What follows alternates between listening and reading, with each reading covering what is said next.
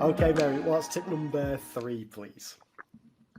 Well, it actually links again to, your question about how to introduce this to children so that it makes sense for them. And I'm going to draw again on the research, which, by the way, you just treat as best bets, to quote Dylan William again. I think it's the third time in this session. Saint Dylan, but I think it's appropriate because, he is a genius. And so the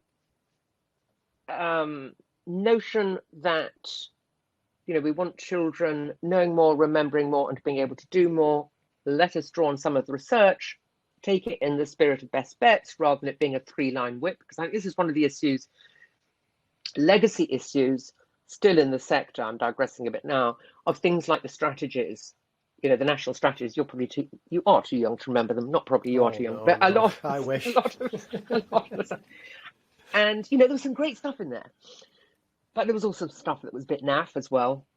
So you could just chuck that out. But I used to talk to colleagues and say, why are you doing that now? Well, it's the next page on the national strategy document. I mean, hang on a minute. They are strategies. They're not statutory. So, anyway, a legacy of that kind of stuff, and I took knowledge there was some good stuff in there, is that we are directed to do. It's a kind of 3-line whip, and there's no doubt about it. They did raise standards. Certainly, I noticed that when children coming up, having had the literacy and numeracy strategy when I was in secondary school, you could see the difference. Anyway, there became a bit of a, I do this, or I'm going to have my head chopped off. It's like we are professionals, use them judiciously. Anyway, I think a legacy of that is that quite a lot of what is published, people think it's written in stone. We've got to follow. No, it was our professional judgment. So this next insight then from cognitive science and the psychology is that we know more and remember more when we've heard it in a story. So this is my next tip. And yeah, I mean, did we need the research to tell us this? It's kind of, we know it anyway, don't we? I think it's worth emphasizing, because while a lot of these insights, they might be common sense, they're not yet common practice, which is why I think we need to really spell out why they are so helpful. And again, Willingham and Pinker and others, we know more and remember more if you've heard it in a story. Now, when Willingham's talking about a story, he doesn't just mean novels and fairy tales and poems. It's also visual stories. We read visuals, but it's any text with a narrative element to it. We're going to know more and remember more if you've heard it in a narrative text. And again, Pinker's saying, unless you've got some form of narrative in the stuff you're learning, it's just like unlinked pages on the web, they might as well not exist. So I think this is a huge opportunity that when we're thinking about the curriculum, when we want children to know more, remember more, people to do more, we find a high quality narrative to underpin that, particularly when we're introducing new stuff. And I've got some examples in a moment. So the second thing to say in relation to that is that we know standards rise if pupils are exposed to a lot of high quality text, if they're read to. So a combination of that means that if I am introducing either the background, so Christine Council's Hinterland, really, really important because we've got a bit of background, then new knowledge is much stickier. Or I want to dig in deep. My job is to find a high quality text that is going to open up that territory that we can then dig deeper. So a quick example from Science, Year 6, Programme of Study, talks about children being taught about the theory of evolution. Now, I can either download a ton of resources from poor quality websites, or using this insight, I can teach my children about the theory of evolution through using high quality text, such as Sabina Radeva's Charles Darwin's On the Origin of Species. A number of things are going to happen there. One is, if I choose the right text, and I have some criteria for the right text, because not any text will do, the visuals have got to be exquisite. And that is because I think too much of what lands on children's desks is poor quality. My children deserve the best. My pupils and students deserve the best quality materials I can offer them.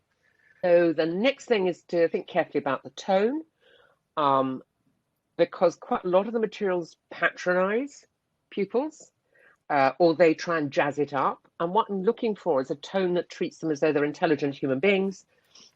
And then the third criterion for any text that I'm selecting is that you've got this lovely rich vocabulary, conceptual vocabulary that links back to the concepts.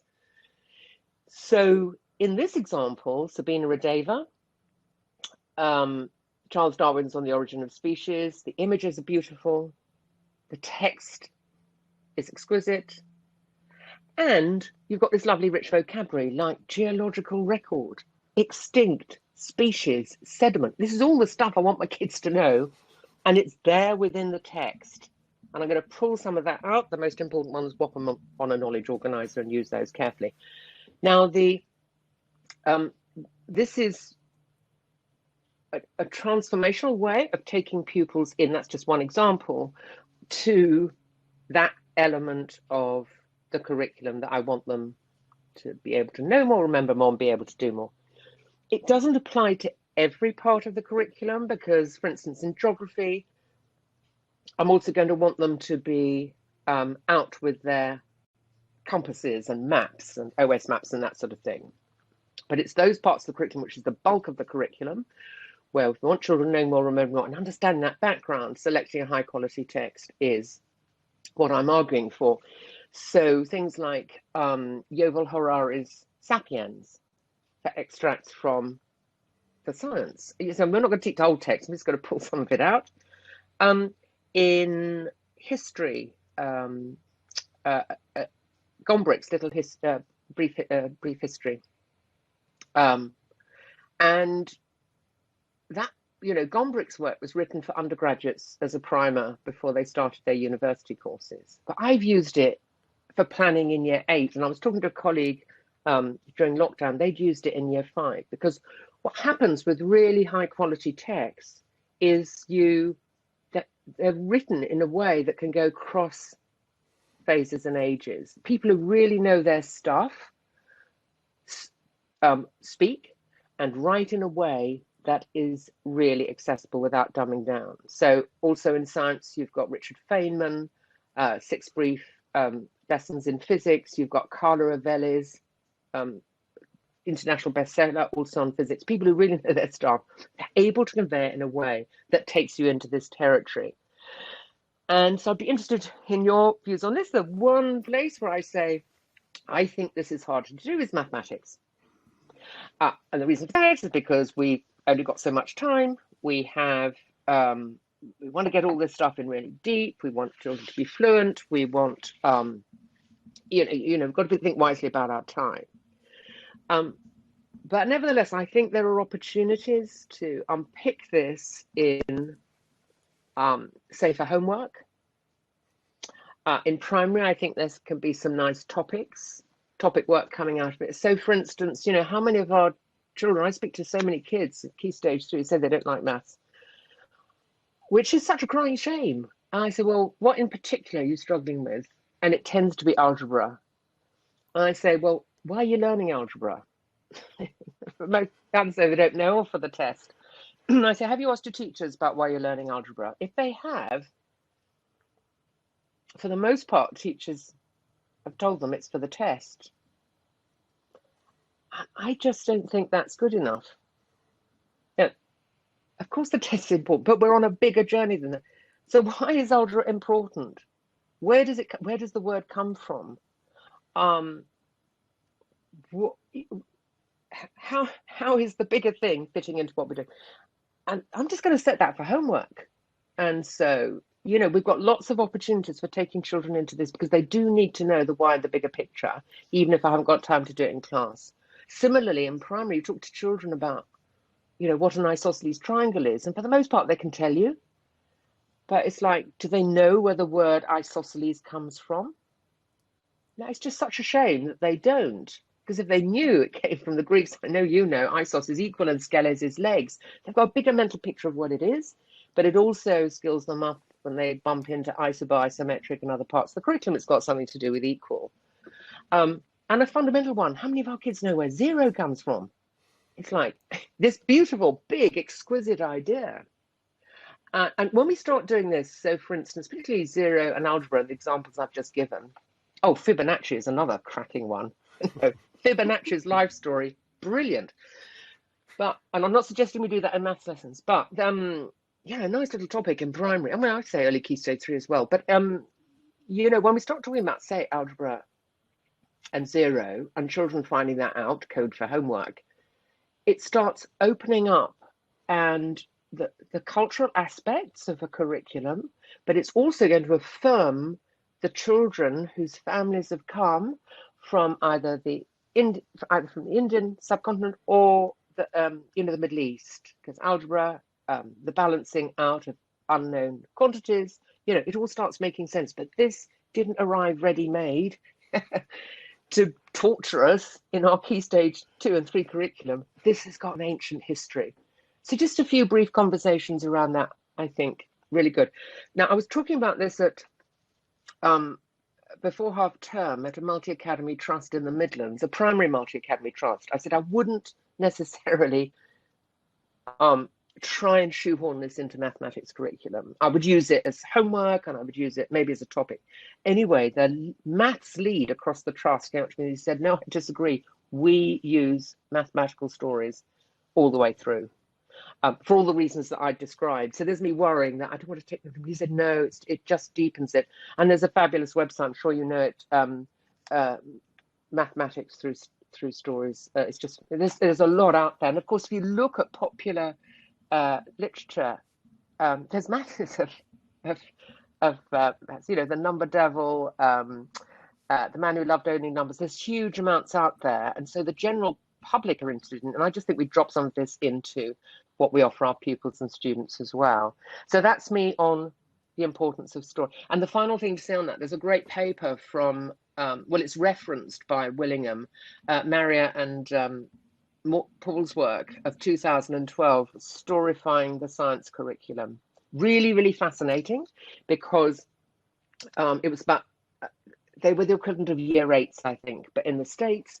And the pupils were learning about Marie Curie and Galileo, and they were set. They were split into groups because it was research.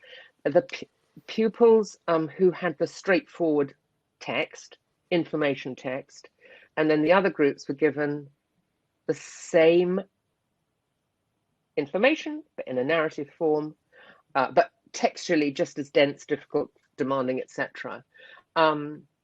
They remembered far more if they'd heard it in a narrative thing. So what I like about this is that it's not just me going all whimsical. There's some quite strong stuff behind this, and there's all sorts of reasons why it's not embedded yet in the sector, which I don't really have time to go into now. You'll never get rid of me.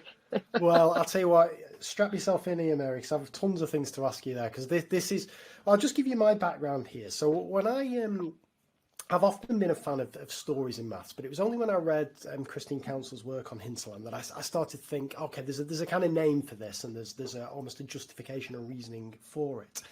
I'll tell you how I do kind of hinterland in a second, but what I'm really interested is the practical use of these texts that you talk about. How would that play out in a lesson? Would it be kind of projecting up an extract on the board, or what's the most effective way to use these that you've seen?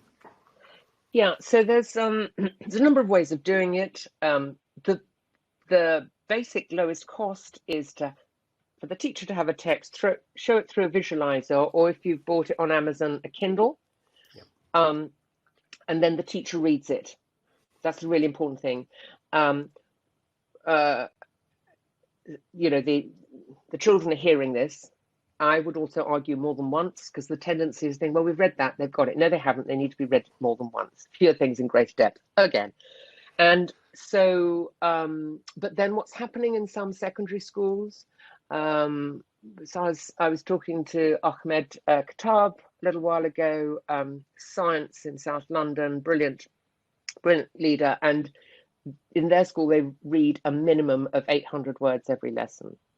In those lessons where they want stuff going in, obviously not when they're doing the Daily Mile or whatever,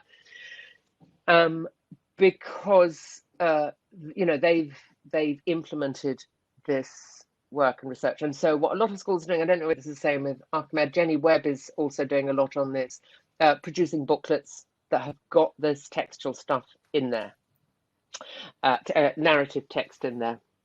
And so there are lots of ways of doing it. In primary, sometimes the children have their own books, but there's cost implications for that. But that's kind of been factored in. So there's lots of ways to do it. I mean, only having one text is not a barrier to doing it, in my humble opinion. I agree. Well, this is interesting. So what I've always done with this, Mary, is kind of used it as almost kind of a bit of story time where I tell a story and I'll have images that are available. But so I'll give you an example. So recently I was in a school and I was doing a bit of model lesson on averages, and averages are fascinating, especially the mean is fascinating because it's got a real rich history that I had no idea of. Like Pythagoras gets involved in the mean early doors. And then there's this whole thing about when cargo ships used to go off on voyages, if they get sunk, you've got to work out what the investors have got to pay as a proportion of their investment. And this gets this idea of equal distribution and so on. It's a fascinating thing. But this is always something that I've said to the kids, almost like kind of, right, it's story time now. And I enjoy it because I don't have to be as concerned about being kind of concise and precise with my language. I'm not doing check for understandings with mini whiteboards, all that kind of thing. For me, it's very distinct from them when I say, okay, right, now I need you to fully concentrate because I'm going to do the explanation or, model the procedure and so on. So for me, it's distinct from the kind of explaining part. Would that be true in other subjects? And would you also almost have this kind of a bit more kind of free and easy approach to it where this is, almost kind of sit back and enjoy. All right, now we've got to really concentrate because now I'm doing the so-called teaching part. Does that ring true at all? Yeah, it does. And I think that can also lead to people taking it less seriously than it should. Yes. So this is, so it's lovely that you're talking about it, and this is being a special moment with them, and then we're getting to the heavy duty part of teaching. No, this is as much heavy duty as the other stuff, I would argue.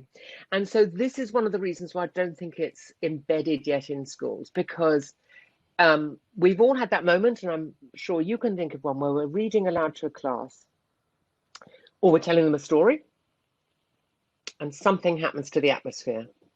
It doesn't happen every time, but we recognise that, don't we? It's what Claire Seeley, now in leading school improvement in Guernsey, it's what she calls the collective cuddle. We know that, don't we? Now, that is wonderful, but the issue with that is we think it's enjoyable, therefore we think it can't be work. It is work. So I think we've got to nail this. This is a serious academic discipline thing that we are doing. It happens to be enjoyable. Okay, great. The other barrier is that if I'm underpinning a new unit of work with a high quality text, how much time have I spent preparing for these lessons? I found a high quality text because my leaders have given me the time, because they take this seriously, that I've got the time to find this high quality text. And I might have identified half a dozen words that I want to pre-teach in the spirit of Isabel Beck's and others bringing words to life, just to make sure everyone can access it. But it's not taking me that long. What I've not done is work till midnight preparing half a dozen differentiated coloured worksheets that are going to widen gaps. So again, it comes back to fewer things in greater depth, because, we're inclined to think the more I prepare, the harder I work, the better my kids are going to do. Goes back to the Jackson Pollock stuff. Actually, do stuff really thoughtfully and carefully and with intent. Kids are going to get a better deal in terms of what we're describing, and it's less work for me. It's not why I do it, it's the consequence of working in this more thoughtful way. And then the final reason why I think it's not taken as seriously, so you get this, oh, we're just reading. It's like, mate, just reading is it. As Andy Darby says, let the text be the beating heart of the lesson. Doesn't need time. But the final thing I think that is getting in the way of this being truly embedded is that we're all obsessed with evidence. Yeah. It's like a lesson hasn't happened unless my kids have got something in the book. Like, where did that come from? Who said that we have to have a written outcome every 50 minutes or 60 minutes? Where did that come from? And so the result is we get loads of really poor quality gobbets of information in kids' books. So I can show someone, I've taught them something. If you look at the English national curriculum, this applies to literacy across the curriculum, including mathematics. Writing's number 4 in the elements. I think that's no coincidence. After speaking, listening, and reading. This applies to all subjects, and if we want to get great written outcomes, we have to have those first. You know, as James Britton said in 1970, writing floats on a sea of talk. Yeah, I cannot get great written outcomes unless I can articulate it. So we've got all these barriers in place. Oh, and then the final thing in terms of evidence is if someone comes into my classroom, you know, or your classroom, and you're telling them this lovely story, and they're coming in with their mental tick box of what a good lesson looks like, or a literal one, that still happens. What does it look as though is going on? It's like the kids aren't doing anything. Except they are. It's just all happening internally. So there's so much to unpack here. I could tell that these are all the reasons why it's not yet embedded. Well, there are some schools doing some great work around this, but it's not yet system-wide because we're obsessed with producing evidence for other adults as opposed to getting it right for children.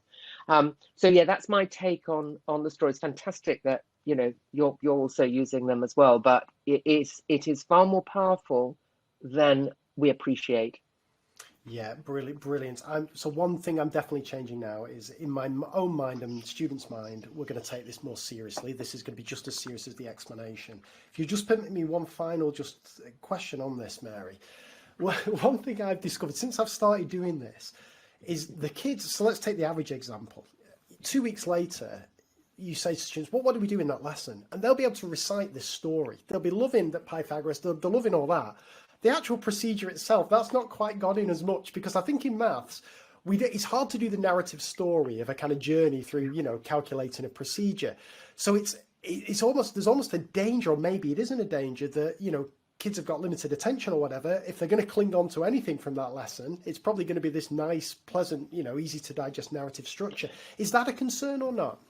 Yes, it is. And I think you're absolutely right to raise that. So, you know, alongside this, narrative route into the curriculum is some heavy duty spade work on the part of my pupils and students and the teacher. So what this narrative stuff is doing is taking them into the territory, but there is no getting away from the fact I need to know my times tables. I need to know them inside out, back to front, and upside down. I need to be able to spell beautiful. So I'm sorry, sweetie pies. Some of this is just grunt work and we do it. But I tell you what, it's really, really deeply satisfying when we've nailed this. So no, the two go hand in hand. And so all that's happening there is because the narrative element has had fewer barriers to go into the long-term memory for all the reasons that, you know, scientific reasons for that. It does mean that more precise working through, still with quite a lot of cognitive load until they're fluent in it, still needs plenty of practice. And so, yeah, the two absolutely go hand in hand. But my argument is they're going to be more willing to do that heavy lifting if they see the bigger reason why, and they've had this sort of intellectual warmth around them through the narrative, if that makes sense. That's fantastic.